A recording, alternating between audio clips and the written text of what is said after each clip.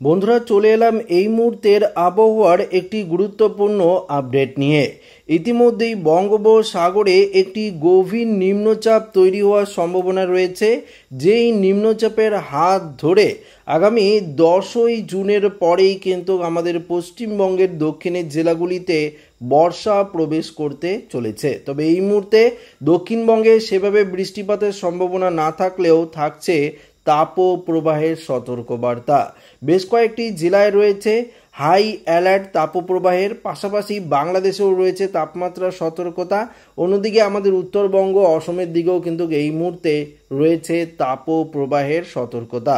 তাহলে ঠিক কোন কোন জেলাগুলিতে বৃষ্টিপাতের সম্ভাবনা রয়েছে, গভীর নিম্নচাপটি বঙ্গোপসাগরে ঠিক কখন তৈরি হবে, এই নিম্নচাপ থেকে কি কোনো রকম সাইক্লোনিক সিস্টেম তৈরি হতে পারে, সমস্ত কিছু জানিয়ে দেবো এই ভিডিওটিতে।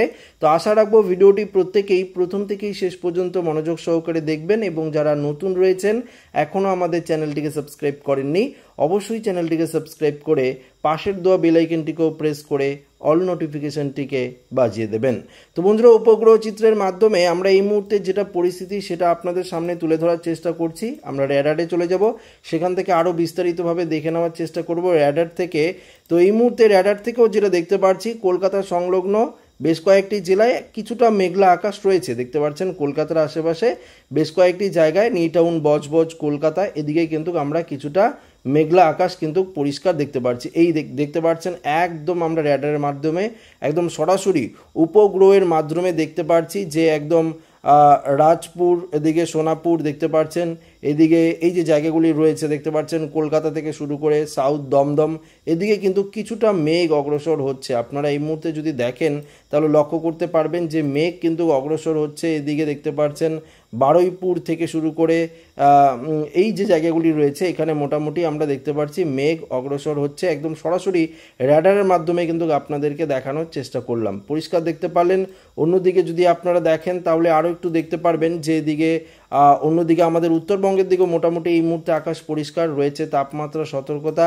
বাংলাদেশের কালাই, ময়মনসিংহের দিকে কিছুটা আমরা মেঘ লক্ষ্য করতে পারছি, ত্রিপুরার দিকেও কিছুটা মেঘ রয়েছে। তবে সব থেকে বেশি মেঘ আমরা এই মুহূর্তে দেখতে পাচ্ছি মহেশখালীর দিকে, অর্থাৎ বাংলাদেশের যে মহেশখালী রয়েছে সেখানে কিন্তু প্রচুর পরিমাণে মেঘ আপনারা লক্ষ্য করতে পারছেন। আমি একদম সরাসরি আপনাদেরকে দেখিয়ে দেওয়ার চেষ্টা করব।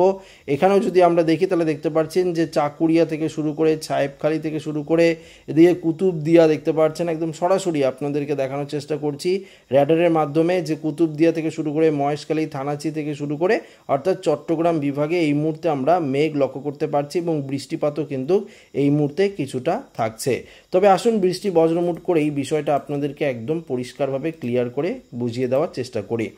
তো আমরা যদি যাই সোমবার 9 জুন, আমরা যদি দেখি সকাল থেকে যদি দেখি মোটামুটি আকাশ পরিষ্কার, বেলা বাড়ার সঙ্গে সঙ্গে আস্তে আস্তে মেঘ থাকবে এবং কিছুটা বৃষ্টির সম্ভাবনা থাকছে কলকাতা সংলগ্ন দক্ষিণবঙ্গের বেশ কয়েকটি জেলায়। এদিকে অর্থাৎ দীঘা, মন্দারমণি, কোনটাই, ঝাড়গ্রাম, চাকুলিয়া, এদিকে খড়গপুর, কোলাঘাট, আরামবাগ, কলকাতা, এদিকে হলদিয়া, গঙ্গাসাগর, নামখানা, ফ্রেজারগঞ্জ, সুন্দরবনের দিকে কিছুটা আমরা দুপুরের দিকে মেঘ এবং বৃষ্টিপাতের সম্ভাবনা কিন্তু দেখতে পাচ্ছি। বাংলাদেশের দিকে সেভাবে নেই, তবে যেমনটা বললাম চট্টগ্রামে বৃষ্টি থাকছে, ত্রিপুরার দিকে কিছুটা বৃষ্টি থাকছে আমরা এই মুহূর্তে দেখতে পাচ্ছি। তাছাড়া যদি বিকেলের দিকেও আপনারা দেখেন সেভাবে কিন্তু বৃষ্টিপাতের সম্ভাবনা নেই, উত্তরবঙ্গে আকাশ মোটামুটি পরিষ্কারই থাকবে। 10 তারিখ অর্থাৎ 10 তারিখ মঙ্গলবার দিনও যদি আপনারা দেখেন সেম পরিস্থিতি, কিছুটা বৃষ্টি আমরা পাবো বাংলাদেশের পূর্ব দিক, ঢাকা সংলগ্ন বেশ কয়েকটি জায়গায়। দক্ষিণবঙ্গ সেভাবে বৃষ্টি নেই। 11 তারিখে দক্ষিণবঙ্গে মোটামুটি বৃষ্টি, উত্তরবঙ্গেও বৃষ্টি। তবে আমাদের বঙ্গোপসাগরে যে ঘূর্ণাবর্তটি তৈরি হবে সেটি কিন্তু গভীর নিম্নচাপে পরিণত হওয়ার সম্ভাবনা থাকছে। 11 তারিখ থেকে ঘূর্ণাবর্তের সিস্টেম তৈরি এবং আস্তে আস্তে বর্ষার যে প্রবেশ সেটা আমরা লক্ষ্য করতে পারবো দক্ষিণবঙ্গে। এবং 12 তারিখে দেখতে পাচ্ছেন মোটামুটি বৃষ্টি শুরু। 13 তারিখেও আমরা ভারী লেভেলের বৃষ্টি লক্ষ্য করতে পারবো গোটা পশ্চিমবঙ্গের দক্ষিণের জেলাগুলিতে। এই যে দেখতে পাচ্ছেন ভারী থেকে অতি ভারী বৃষ্টিপাতের সম্ভাবনা কিন্তু রয়েছে। এখানে আপনাদেরকে আমরা মেঘমালা করেও বিষয়টি বুঝিয়ে দেওয়ার চেষ্টা করব। কলকাতা, খড়গপুর থেকে শুরু করে কোলাঘাট, ঝাড়গ্রাম, চাকুলিয়া, দিকে পুরুলিয়া, বাঁকুড়া থেকে শুরু করে বর্ধমান, আরামবাগ, চন্দ্রনগর, শান্তিপুর সমস্ত জায়গায় বৃষ্টি থাকছে, এবং এই বৃষ্টি কিন্তু আগামী কয়েকদিন পর্যন্ত চলবে, কেননা বর্ষার প্রবেশ কিন্তু তখন দক্ষিণবঙ্গে আস্তে আস্তে শুরু হয়ে যাবে। উত্তরবঙ্গেও মোটামুটি বৃষ্টি থাকছে, কোচবিহার, আলিপুরদুয়ার, দার্জিলিং, জলপাইগুড়ি আমরা 12-13 তারিখে উত্তরবঙ্গেও খানিকটা বৃষ্টি পাবো। অসমের দিকেও কিছুটা বৃষ্টি পেলেও পেতে পারি, হালকা পশলা বৃষ্টি। তবে দক্ষিণবঙ্গ, বাংলাদেশেরও দক্ষিণের জেলাগুলিতে মোটামুটি ভালোই বৃষ্টি 13 তারিখে কিন্তু আমরা লক্ষ্য করতে পারছি। একদম পরিষ্কার আপডেট কিন্তু আপনাদের সামনে সরাসরি লাইভ আকারে তুলে ধরার চেষ্টা করছি। আসুন বৃষ্টির পরিমাণে যাই। পরবর্তী আমরা বৃষ্টির পরিমাণে গিয়ে আপনাদেরকে দেখাবো পরবর্তী 12 ঘন্টায় মোটামুটি ভালোই বৃষ্টিপাতের সম্ভাবনা কিন্তু থাকছে। 12 ঘন্টায় মোটামুটি বৃষ্টিপাতের যে সম্ভাবনা সেটা কিন্তু থাকছে। দেখতে পাচ্ছেন 24 ঘন্টায় মোটামুটি আকাশ ক্লিয়ার। 12 ঘন্টা 24 ঘন্টায় যে বৃষ্টি সেটা কিন্তু বাংলাদেশের চট্টগ্রামে থাকছে। দুদিনে আমরা মোটামুটি বৃষ্টি দেখতে পারবো, আস্তে আস্তে এদিকে প্রবেশ করবে। 4 দিনে আমরা ভালোই বৃষ্টি কিন্তু লক্ষ্য করতে পারবো গোটা দক্ষিণবঙ্গ জুড়ে। এদিকে ত্রিপুরা, বাংলাদেশ, এদিকে মণিপুর, মিজোরাম, অসম এবং উত্তরবঙ্গে ভালোই বৃষ্টিপাত কিন্তু তখন চলবে। তাপমাত্রা নিয়ে কি বলছে সেটা আপনাদের সামনে দেখিয়ে দেব। তাপমাত্রাও কিন্তু যথেষ্ট ঊর্ধ্বমুখী। কলকাতার দিকে মোটামুটি 33-34 থাকলেও তাপমাত্রা পুরুলিয়ার দিকে ঊর্ধ্বমুখী থাকবে।